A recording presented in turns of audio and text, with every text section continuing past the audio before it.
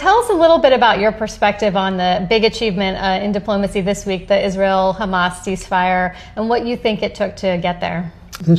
What's happened this week is really quite momentous and quite important, and a tribute to President Trump's negotiating. What he basically did is, because he had given the green light to Prime Minister Netanyahu during the very controversial 2-year war in Gaza, he had a lot of leverage over him. And the Prime Minister went a step too far. When he bombed Qatar,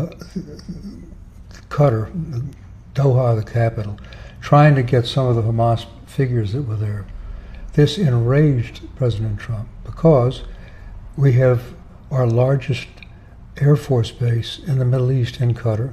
They're allies of ours. They were actually the mediators in the negotiations that were going on.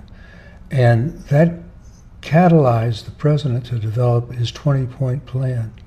So the tough negotiating is really ahead, and it'll be a test of whether the president and his administration can show the perseverance that is necessary over weeks, months, and maybe years to get this second phase done. Yeah. Are there lessons to be learned from this process for trying to reach a ceasefire and ultimately a peace agreement between Russia and Ukraine? As Henry Kissinger told me in my book, The Art of Diplomacy, for which I interviewed him, that you only win at the negotiating table what you can achieve on the battlefield.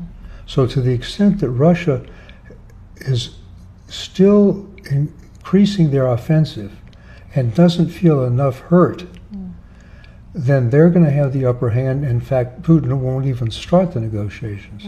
So we need tougher economic sanctions, and we need a more accelerated assistance to Ukraine. And why should people in Cleveland and Northeast Ohio be paying attention to these ongoing negotiations and efforts to end these conflicts? Because this is the greatest conflict since the end of World War II, because it will impact our most immediate allies. If he can gobble up Ukraine, it'll be like Hitler gobbling up the Czechoslovakia. He'll have an appetite that will continue. It will weaken the West. It will weaken democracy. It will weaken our key allies upon whom we depend for trade, for our own defense. So we have a major stake in this. We can't retreat behind our ocean.